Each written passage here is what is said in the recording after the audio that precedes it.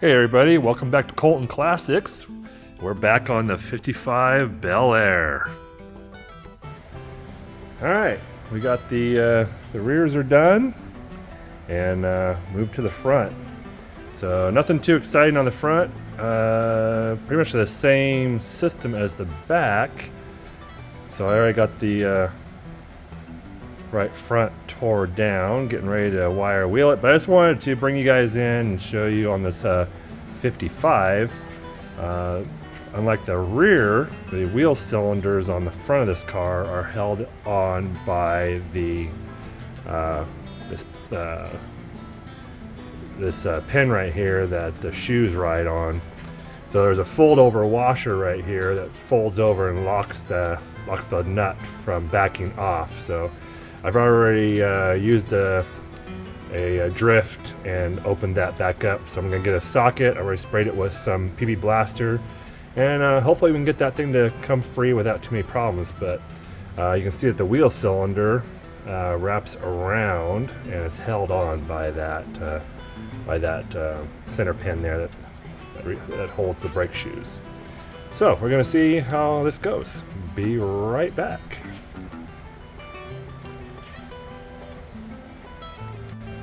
Alright, I got you guys set up. I know earlier I said I usually take everything apart by hand on these old cars, but we might have to put an impact on this, but we'll see how it goes manually first. So we are a 1-inch socket on this. See if it's gonna come free or not.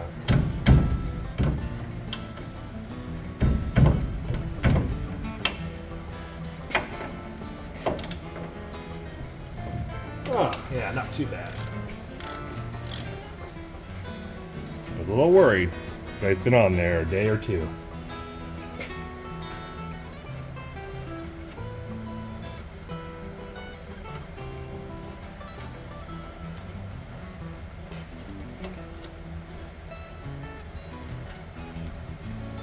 Alright, I think before I pull that off, we're going to go ahead and get our brake hose undone, hopefully.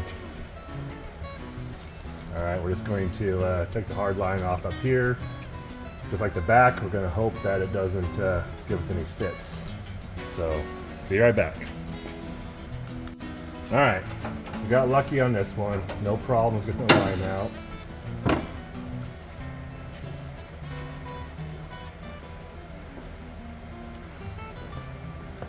I'm gonna get this pickle fork out of here, a little retainer. Those can be fun too.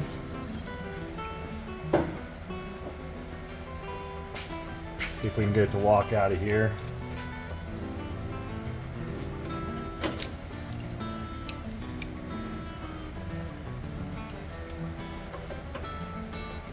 Oh yeah, nope. Alright. That should take care of our soft line. Just going to leave it attached to the wheel cylinder since they're both going to be replaced. Okay. There we go.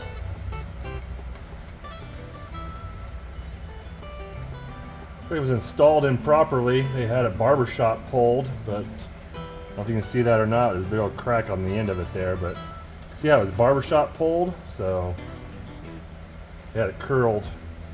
So they probably didn't install it right.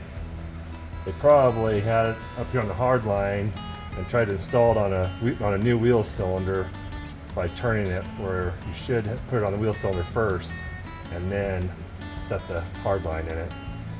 So, yeah. We will get this wired up and get it all cleaned up, and we'll go back together with the new. Alright, got it all cleaned up. Got our new wheel cylinder. I'm going to start with that and get that installed.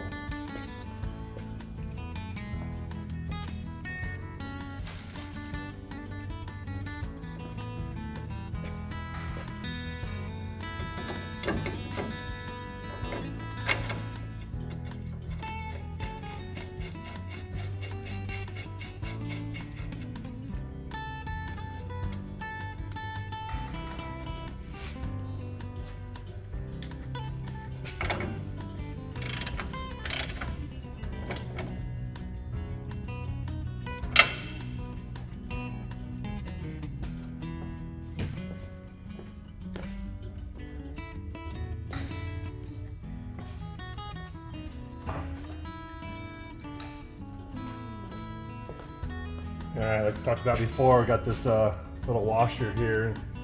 It's designed to be folded over against the flat part of the hex so it won't back off.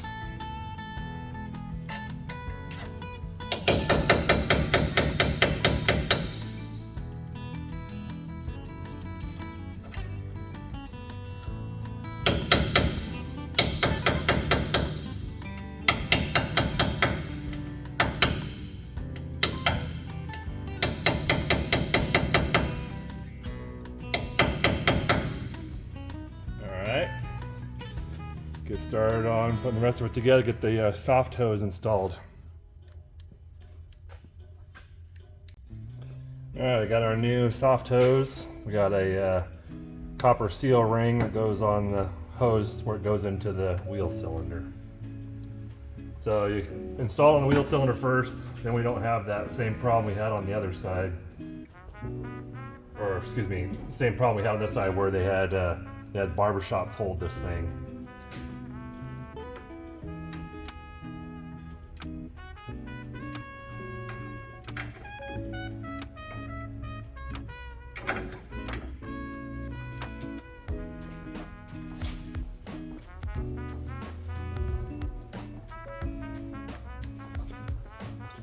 Alright, got the hose installed in the wheel cylinder. It's just a 5/8 open end wrench. This here, put it up here like in this.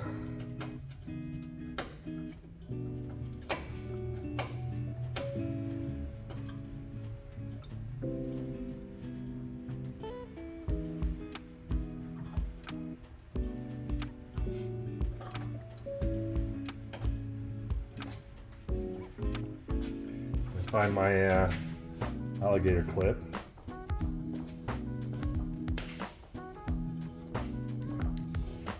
Alright, I call it an alligator clip, I call it a horseshoe, whatever you want to call it. It's what retains the soft hose to the bracket tab.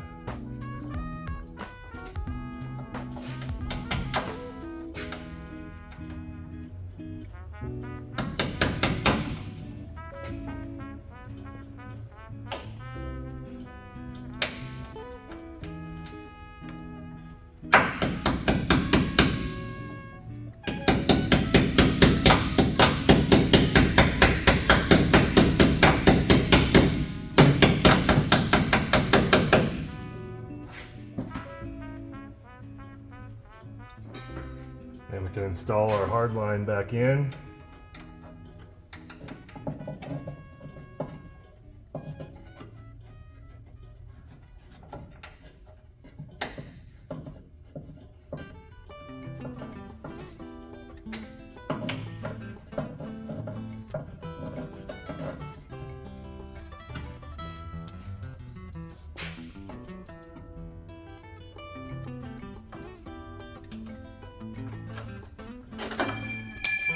And we drop the tool.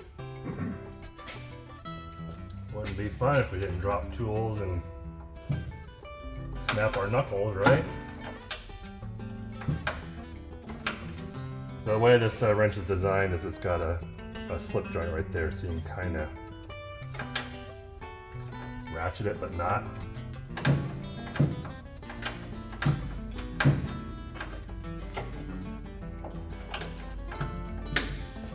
Put a wrench on that.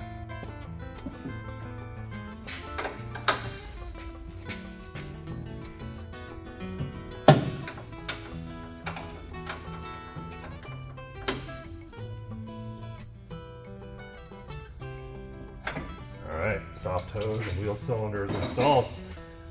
I'll get to installing the rest of the brake system.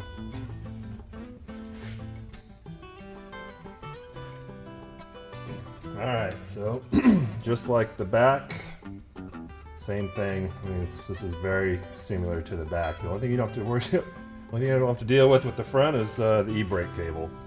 Pretty much the exact same thing.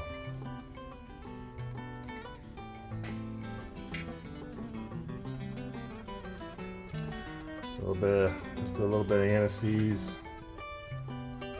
Just like we did on the back. on the contact points.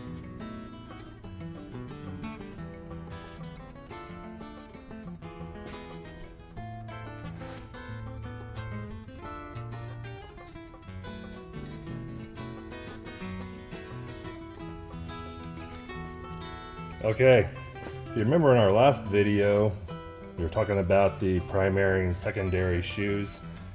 And if you remember when the new shoes that I got for the back, the manufacturing process, they did not do a primary and secondary shoe. They just made all the linings the same length on all 4 shoes. Well, I just opened up the box for the front, and lo and behold, they did a primary and secondary shoe. So I'm going to show you a little bit better what I was talking about. So you see there, the lining. See where the lining ends.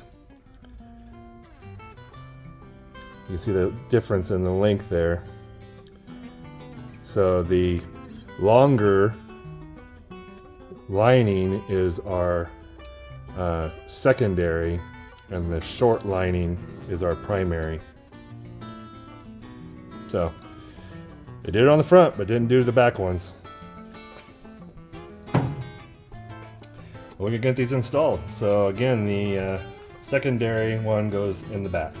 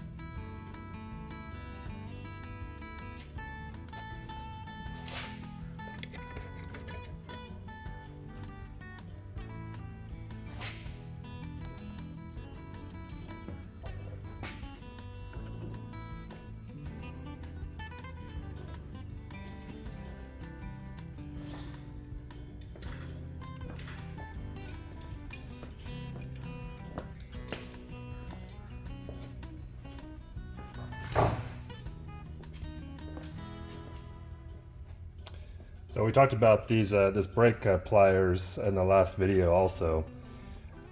I find it works really good for this to remove the springs off the center pin. Supposedly this is supposed to be for helping install springs, but maybe somebody could put in the comments how this is supposed to work, because I've never really figured it out. I found it to be very awkward, so I just use a regular pair of channel locks. But I think you hook the spring here, and this would dig into the, so you would grab the spring and you would put the tip here into the shoe and bring the spring to it. But I found it to be very awkward, so I only usually use these pliers for removing the springs. But If you can help me understand how this works for installing springs, leave it in the comments.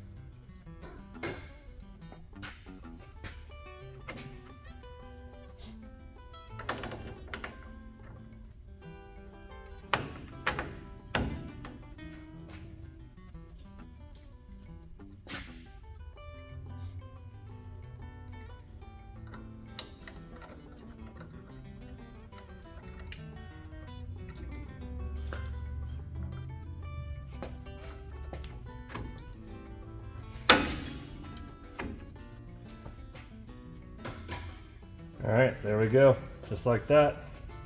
We'll get the other side done and we'll go on to wheel bearing packing. All right, let's talk wheel bearings. So these cars back in the 50s and prior, they had what they called a roller ball bearing style bearing. Later, now I don't know what year they started phasing in, but later years they converted over to a tapered roller bearing. As the cars grew in speed, ability, and heat and whatnot, they went to the tapered roller. This car has a ball bearing style bearing. You got your inner and an outer. This is the outer one. So lots of controversy on packing the wheel bearings. So the roller ball bearing style like this, you can't really pack them like a tapered bearing. So, and there's different methods. Everybody's got their own ways of packing a wheel bearing.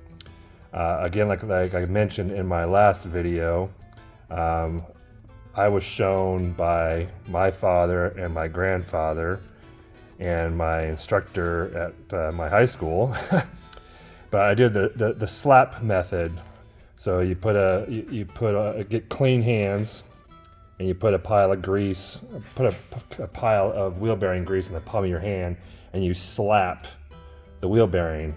And what that's doing is it's forcing new grease into the bearing and driving out the old grease. So the ball bearing, you can do the kind of same thing, but we mostly want the bearing soaked in new grease. So you can do the same slap method. It'll drive out the old grease and drive in the new grease. But the tapered bearings, the tapered roller bearings, are a little bit more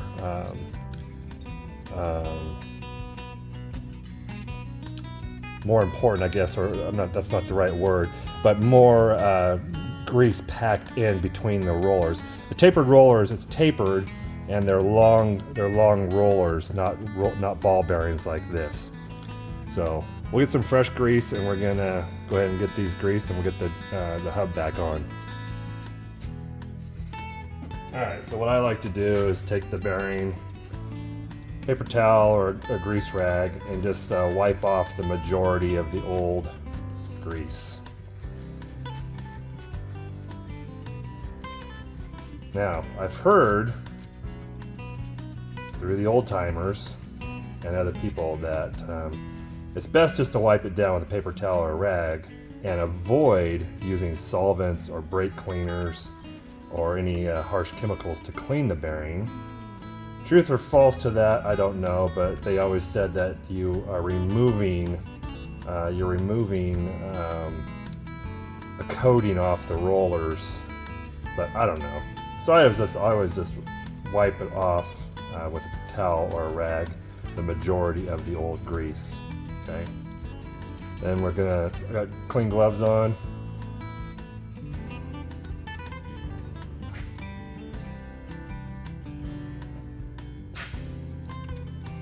Put a wad of the new grease in your hand and cup your hand, and you slap it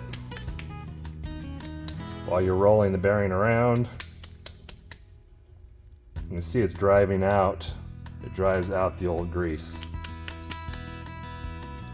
Now you don't have to get all the old grease out. Obviously the grease is still good, but we just want some fresh in there.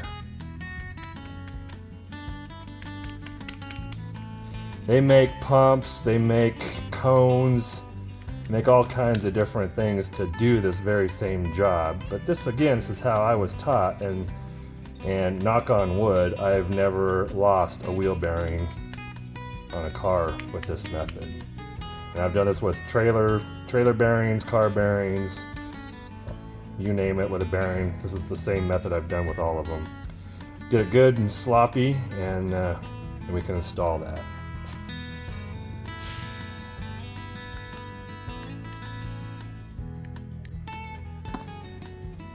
All right, before you put the new hub or put your hub back on, I want to make sure your spindle's good and clean, and then we're going to install some new grease on there. Pretty liberal with the grease. We don't want to scar the spindle or risk any bearing failure. Friction heat. The bearing fails from friction heat, from lack of grease. You could literally weld a bearing to the spindle and ruin the spindle. So a little bit on the seal surface in the back.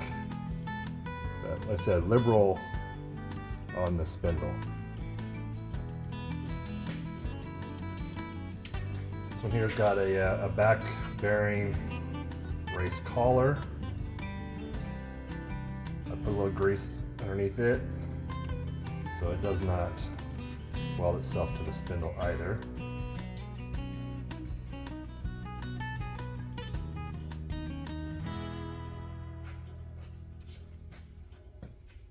Lots of paper towels. It's a greasy job. We have our hub. On there, let me get the grease off my hands. A little bit here.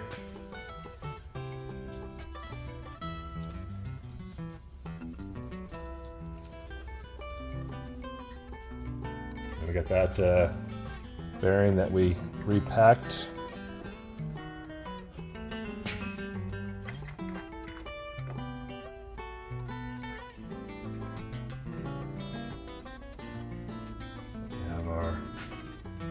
Yoke washer.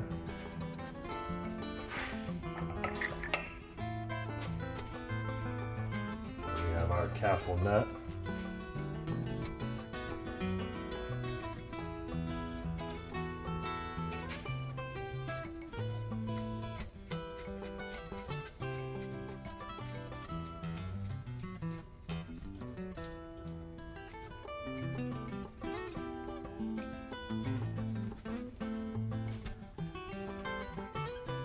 Alright, let me find my channel locks and we'll talk about adjusting the wheel bearings.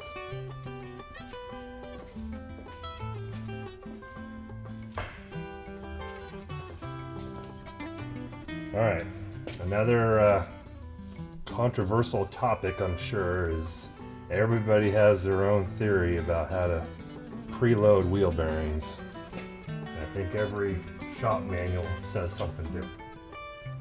So, going back to what I said before with how I've been trained and what I've always done, this is what I do.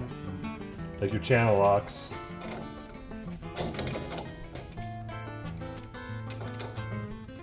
As you're turning the bearing, start tightening it up. And all we're going to do is we're just going to preload the bearing just a little bit, okay? As you preload the bearing, as you're turning it, it'll tighten up a little bit, okay? Now we're not going to reef down on this super tight. We're just preloading the bearing just a little bit, okay? And then we're just going to back off a little bit. You don't want too much because you'll get play in the bearing, but we want enough that it's going to free spin freely. If you have this too tight, you're going to overheat your bearings and cause premature bearing failure. But like I said, I think everybody's got their own theory on how to do that. But this is how I was taught, and this is how I've always done it, and it works. I've never lost a bearing, like I said, knock on wood. But you don't want to back it off too far because you will get lateral play. You just want to, like I said, preload bearing and back it off just a little bit. And we're going to put a new cotter pin in, so we may have to adjust a little bit more because you only have the one hole for a cotter pin. You have a couple different slots on the castle nut. So let me grab a new cotter pin. I'll be right back. Alright, we have our new cotter pin, and that's going to go through the spindle stem, and we're going to fold over the tip of it to retain the castle nut from backing off. So like I said, we may have to adjust the nut just a little bit to find the hole. So got just a little bit more, and there's that.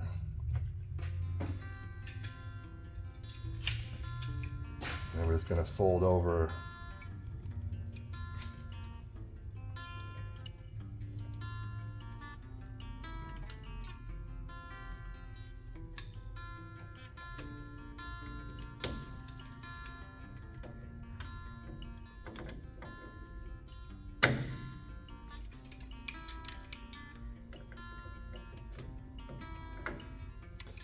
may have, this one may be a little too short. There we go, it'll work just fine. But that's what holds that castle nut from backing off.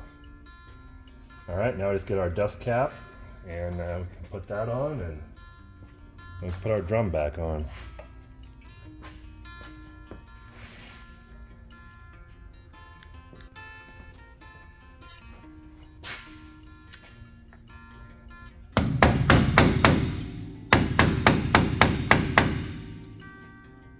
All right.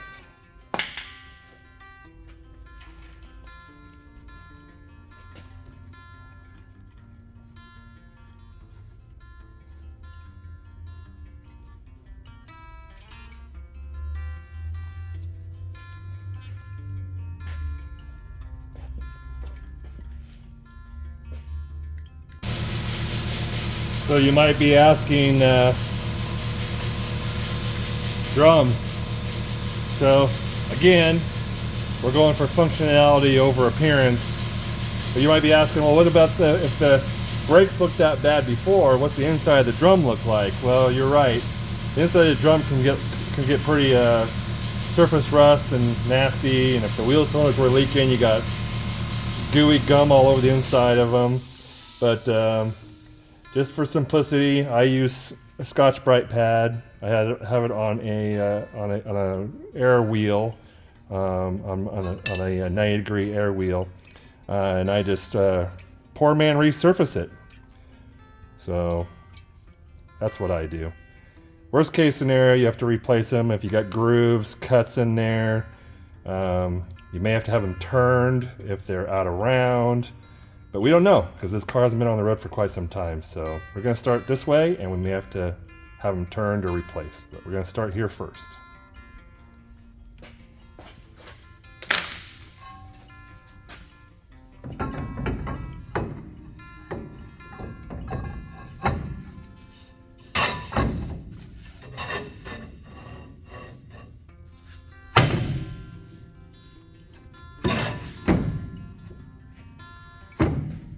Alright, now we're going to go through how to do the adjusting of the shoes. We get a couple of lug nuts to hold this drum on, and we'll do adjustment. Be right back. Alright, so it might be a little hard to see, but we've moved to the back side of the backing plate. You can see here there's the slot right here. A lot of times there's a rubber plug. You need to pop the rubber plug out to access this. Now I have seen some GMs later model GMs that these slots have a stamped steel plug in them, and you have to actually knock it out to access this. But in most cases, it's just like this and has a rubber plug. You just pop the rubber plug out. Now it's going to be a little hard possibly to see, but if you remember our adjusting wheel that we cleaned up, I don't know if you can see it or not, but it's down inside there, okay? So, like I mentioned before, I just use a regular screwdriver, but they do make adjusting wrenches just for that adjusting star. But what I do is, and again, another controversial item, but what I do is I adjust the wheel until I can no longer turn the drum. So I go snug and then I back it off until I have just a slight drag. Basically, when you spin the drum, you don't want to free spin, you want a drag. But you don't want too much drag, because if you have too much heat expansion, it'll lock your brakes up and you'll smoke the brakes and or lock up a wheel, and your car won't be able to go. So you want just enough drag that you have a good brake pedal and good brakes. And also the other reason I go tight first is it equalizes the pistons in the wheel cylinder. So it brings everything out and equalizes everything, and then I back it off until I have a drag. So let me get some adjustment done on this and we'll be right back.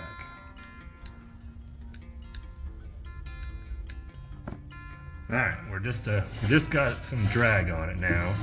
I haven't gone tight yet, but basically you just put your screwdriver in there and you just walk that star, okay?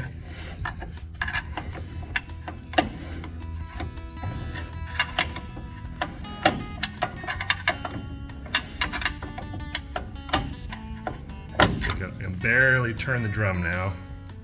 So I go ahead and get it pretty snug. That sets everything inside, equalizes the wheel cylinder. Okay, and then I back it off. Okay,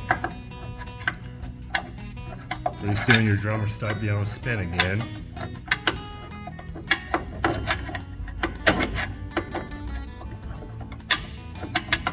Okay, here we go, spin. Still too tight. Okay, so we got a drag. You just don't want it to be bound up. It's gonna go a little bit more.